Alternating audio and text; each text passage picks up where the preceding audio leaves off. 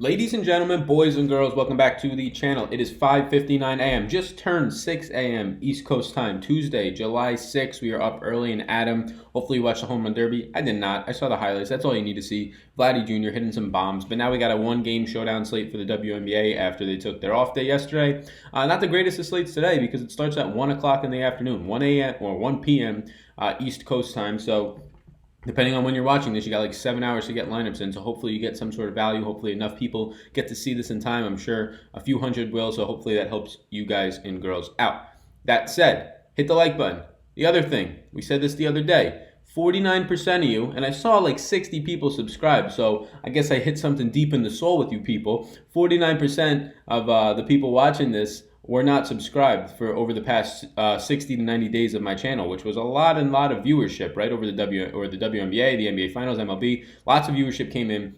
I mean, over 100,000 views over those time spans, if not more, and 49% were not subscribed. So please, if you're getting any value from these videos and you've watched more than one, please subscribe. It takes no time. It allows me to keep doing this. Yes, it is literally funding me to keep doing this. So whether it's through the direct YouTube ads or if it's through other people paying me because they see I have a following. So please take the 2 seconds out of your day and subscribe. If you're somebody who's watched me for more than 1 to 2 times, you really should be subscribing. I'm not sure what you're doing. But we're just seeing on the screen right here, and we'll get right into it now, is the Wnba projections that I do. They're a little bit different in the model in terms of you're not going to get your blacked out. So the point per minute projected points and the projected value I have blacked out right now just because there's about, I don't know, like 70 Patreons over on Patreon, and they are paying for this type of material on a monthly basis, so I don't want to be giving it out for free. The rest of this, though, minute projections, those are all the things that I do myself. DVP, just defensive matchup, all the things I do myself. So what you're seeing right here, I actually had it filtered in a name order by the teams. I will filter it by salary now. So what you're seeing right here is just the showdown slate for tonight in terms of utility, not in terms of captain pricing. So just in terms of utility right now, and we'll just go through it. I can quickly show the target offense sheet. So it's just LA versus Dallas today. Look, Dallas is the worst team in the league in terms of point per minute production. They are the slowest paced team in the league. So what does that mean? You're going to get a lower total today, which it's only one game. So you're not talking about targeting specific teams. You could specific games. You could target a specific team within the game, which I think I'm going to be doing today just naturally, but maybe a side that you might not be thinking. And then you get LA, who is probably up there in terms of top 4 fastest paced teams in the league. They do score a decent amount of points, but they'll be in a big pace down spot today versus Dallas when you take into account the league average. I'm not just adding up the paces and divided by 2. Now, that won't get you the number of 76.48. I'm also taking into account a league average and finding a percent difference within that. So, that all said, what you're finding today is a game where LA will be in a pace down spot and a game where Dallas will be in a pace up spot, and you almost start to tell yourself, oh, well, this Dallas team is really bad on offense. They must be really bad on defense. But that's not 100% the case.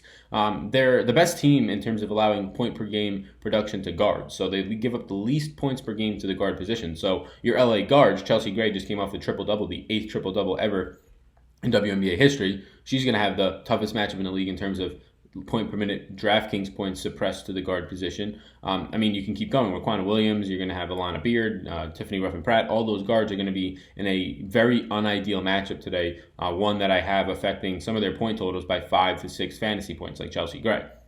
And then you look at the other side for the guards, and the guards on the other side of the ball, they have also a below average matchup. It's nothing crazy. They rank 5th best in terms of LA defending the guard position. When we look at the forward positions, and this is just for this year, kind of keeping into account all the stuff that's happened. When we look at the forward positions, the best matchup in the entire league is this LA team. This LA defense is the best matchup in the league to take advantage of. So Dallas forward spots is where I'm targeting today, and there's just a boatload of them.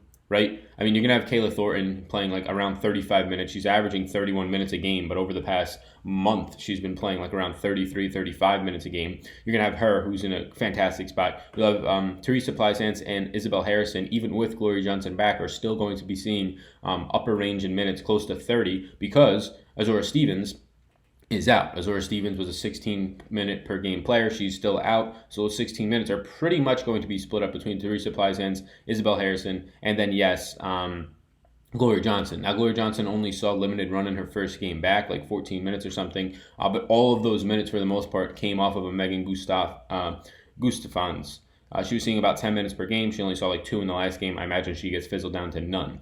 So with that all being said, yeah, all 4 of these, yes, all 4, including Gloria Johnson, are interesting to me today. Now, Gloria Johnson is the most expensive one, and she'll probably see the least minutes, so it's a little bit easier for me to kind of get away from that. Why pay $7,800 for Gloria Johnson, who probably sees 24 minutes today as she works her way back from an injury at kind of a ceiling, I would say, when you can get $7,600 Kayla Thornton, $7,000 free supplies, and $6,200 Isabel Harrison, who just came off of a 33-minute game. All those players who are much cheaper. So that's where I stand right now in terms of what these defensive matchups look like. The last one, LA's forwards, your Candace Parkers, your Cheney and Nika's at the power forward position, they're going to be going up against pretty much a neutral matchup in the league, right around league average, maybe a little bit worse than league average, defending the forward position as this Dallas team. You get Gloria Johnson back, so that'll help a little bit. So I'm going to say right around league average. So in terms of that, nothing really there that stands out. You're just betting on skill at that point. In a league average matchup, you have above average players in terms of these Candace Parkers, Nico, who's defending or a league MVP. So that is where I'm at right now in terms of the defense. Next, showdown sites. They're terrible. They're terrible. Playing cash is so variant, but you want to bank a tournament for $5,000 today. You have to be different. Leaving money on the table is the way to do that. If you do not do that and you leave $0 on the table, and I always reinforce this, I am a broken record. If you leave $0 to $100 or $200 on the table, yeah, you'll still be splitting it with, for $5,000 prize pool, if you're splitting it with a chalky lineup, 40 people or 20, let's just say 20 people, that's not that great, right? Who wants to take home $200 or $250? Sure, it sounds good, but go play in the other GPPs in WNBA when you're only facing 400 people to try and do that. So in my opinion, I always try and go for a win if I'm doing this, a solo win. So yeah, I will leave an extra $600 on the table if it means getting from a Plaisance or a Plaisance to a Harrison. You get to leave $800 more on the table. I think they are comparable today. And the price range allows me to be different and more unique. So that's sort of what I'm doing there. That's just showdown strategy 101 for really any sport. WNBA, you don't have to be too aggressive with it because you're facing like 5,000 people today. Sometimes it's 7,000 person player pool. I'm not sure what it is. But yes. So early interests. I'm going to rank 8 players. I kind of already have this factored down, even though it's 6 a.m. I was looking at the slate last night too. I'm going to rank 8 players that'll be in a ranking order 1 through 8 on Patreon. So these projections, if you want to see the projected points, not just for today, but for a month, for the month of July, and then also you can do the months of August. They will be up on Patreon. It will be linked down below. So go over there. You can head over there and get those. Not only will you get the projections, but I'll have just my fade options, my ranked and interests between 1 to 10 players. If I only get to 8 players in my player pool today for a showdown slate, it'll be between 1 and 8 players. And then I will rank my captain interests. Right now, my biggest thing is just targeting Dallas forwards. I'm completely fine getting to 2, potentially even 3 Dallas forwards today, just because I think there's that many minutes that go around for their forwards. Obviously, there's only 4 in play. Most likely we'll get to 2. A Kayla Thornton is just somebody who just stands out because, look, there's only going to be a couple minute players in this game who will touch 35 minutes plus today. Kayla Thornton is one of them, potentially. And they're probably all on Dallas. It's Kayla Thornton, it's Wnba, and then it is Alicia Gray, she's only averaging 30.8 minutes per game on the season. But if you look at her last 9 games, so she's averaging 33 minutes per game. If you look at Wnba, she is averaging 33.3, so 33 and a third minutes over her last game each. She was just the rookie of the month, I believe, and she's averaging 14 points per game as a rookie. It's the most among all rookies, and it's up there in terms of just players as well. She's been playing fantastic. She's been touching over 35 minutes a game, like in 2 out of the last 3. Like we just said, her 27-minute per game average is not something to go off of because she's averaging 33 and a third over the last 6. I have her at her average over the last 6 games, over the last month of the season at 33 minutes today.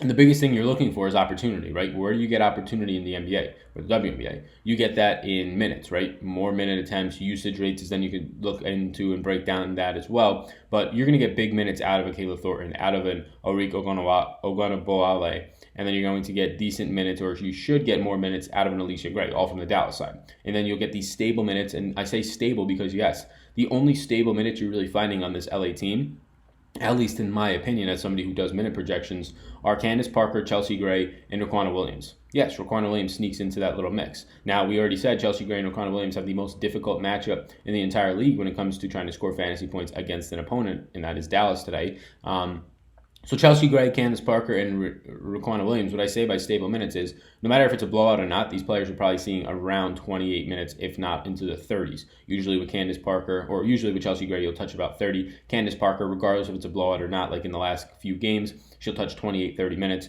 Same exact thing for Raquana Williams. You'll see 25 to 27 to 28 minutes, no matter if it's a blowout. That's not the same for and Alana Beard, who we saw in the last game, got pulled right after blowout run. And she's also not a good fantasy point per minute producer anyways, but she got pulled after blowout run. It gave Tiara Roughen Pratt more minutes. Well, you can't rely on either of their minutes because Roughen Pratt, if this game stays somewhat close, doesn't see her 27 minutes. She sees closer to 20 to 22. And Alana Beard would see a meaningless fantasy minutes in terms of going from like 11 or whatever she had to 20.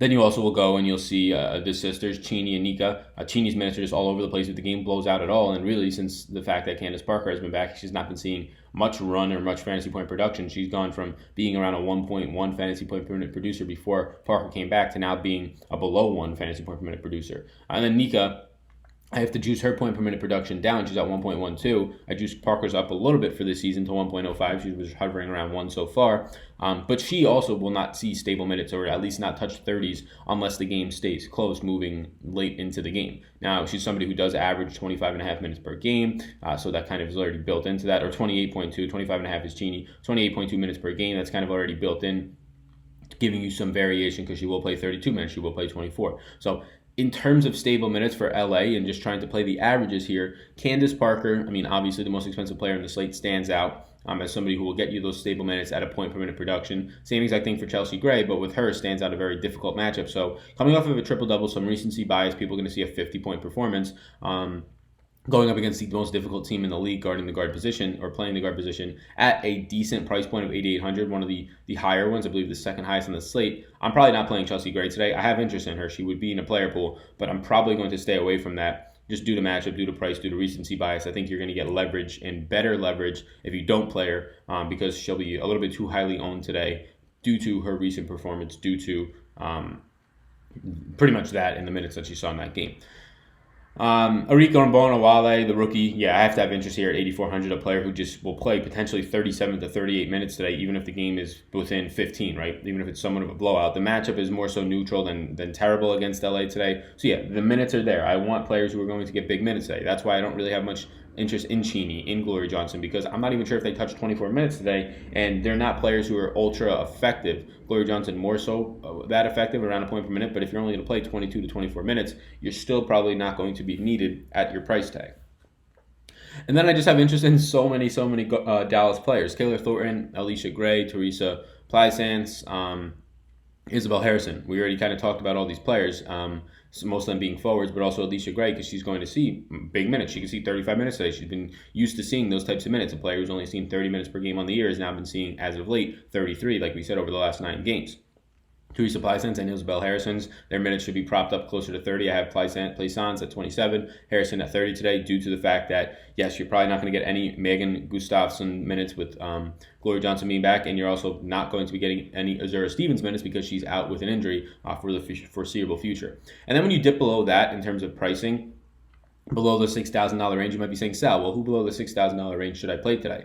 I'll give you one play. There's only one player that should be in any of your lineups, and it should be a dart throw. It should be banking on a blowout, is Tiara Roughen Pratt, right? TRP. She's the only player that I have down here projected for any sort of decent minutes and is a productive player. I have Tiara Roughen Pratt projected for 20. I have Alana Beard projected for 17. Now, Alana Beard, very well, if this game stays close, will see 20 minutes, and then Roughen Pratt will see like 18. So there's not much stability in the minutes for either of those players. Beard only averages 0.69 fantasy points per minute, so even if you give her more, I have no interest. At least Roughen Pratt averages 0.81, which the WNBA league average is about 0.84. So right around league average type of player for Roughen Pratt. If you give them about league average or more minutes, it could be good. Now, people are going to jump to Roughen Pratt because she saw big minutes in the last few games. Well, keep in mind, 2 games ago, there was no Alana Beard. She was out because her significant other, her wife, I believe, just had a child. So she was out that game, so there was 20 minutes to go around. And then in the last game, it blew out. So Alana Beard just coming back, still working way back somewhat from injury,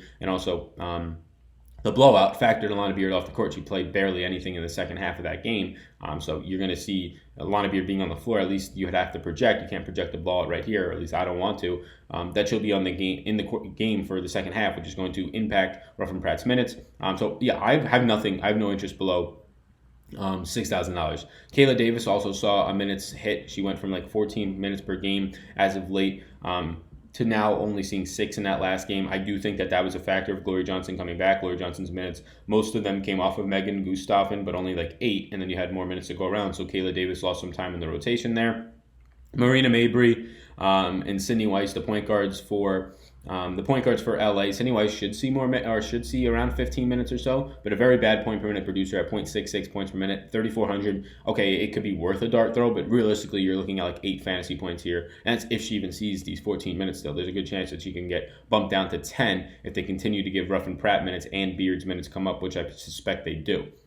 And then there's just no interest in a Megan Gustafson. I don't even think she touches 5 minutes. I really don't think she plays in this game. If so, it'll be like a minute or two. Brooke McCarthy-Williams, the same deal goes for her. And Imani McKee-Stafford on Dallas. All these players just kind of fill in right before halftime, go in for 2 minutes, right towards the end of the game. If it's a blowout, go in for a minute or two, get some rest for some of the starters. I have them all at 5 minutes or less. There's no way that they can be in play today. So that all said, I will be ranking 8 players to 10 players that I have interest in today. My favorite captains, the ones that I'll be using over on Patreon. I hope that this helps. Also, on Patreon, you can get these projections where this section right here, P, Q, and R, will not be blacked out. You'll be able to see the projected point per minute I have, the projected points I have, and the projected value of each player. The value is going to take into account the amount of minutes they're playing, their matchup. It's going to take into account their price point. Really, the most thing that's weighted in the value is how much do they cost and how many points are they going to score me. That's all that's kind of weighted into that. The points is how many pure points are they going to score me. So on a showdown slate, looking at value isn't that important as usual. You're not just deciding between 4 games and trying to find the value pieces, whether at the top end or the bottom end. On a showdown slate, pure points is the thing that matters the most. So I focus on projected points. Obviously, looking at value somewhere in there to try and fit in some of the top end projected points players. But on this slate, I can be completely honest with you, and nobody stands out far and above, right? You don't have any of those top tier studs on this slate, whether it's Elena Deladon, Akemba, Janasia Wilson. You don't have any of these studs on the slate, right? John Claude Jones, Natasha Howard, to where when they're usually on the slate, then they're $10,000 plus, $11,000 plus dollars. They're almost a lock on a showdown. I don't think there's a single lock top end option on the slate. I don't think Candace Parker's a lock. We already talked about Chelsea Gray. Matchup's not a lock. Arika Ogunboale, she's as close to a lock I would say as it gets, but she's not a lock either because she's shown a tendency to kind of fall apart and only score 20 fantasy points. So that's where we're at right now. Head over to Patreon. It's linked down below. Maybe I'll do this All-Star game. I'm going to look into some research for the All-Star game for the MLB tonight. There's a $50,000 prize pool, but it's a showdown slate for the MLB, so that's just disgusting. But yes, thank you for watching. Thank you guys. Thank you girls. And again, if you made it through this whole video, it's like a 20-minute video. You got any value from it, hit the red subscribe button. If this is your second, third, 100th time watching me and you're not yet subscribed because you don't have a YouTube account, it takes no time. Hit the subscribe button, hit sign on, and then just hit the subscribe button. Takes no time at all, right? Takes 2 seconds. And if you are signed in, you have a Google account right now, which 99% of the people in the world should have a Google account. If you don't have an account through Google, I don't know what you're doing. Just hit the red subscribe button. That's all I ask, right? Thank you. Appreciate it. Peace out, gang.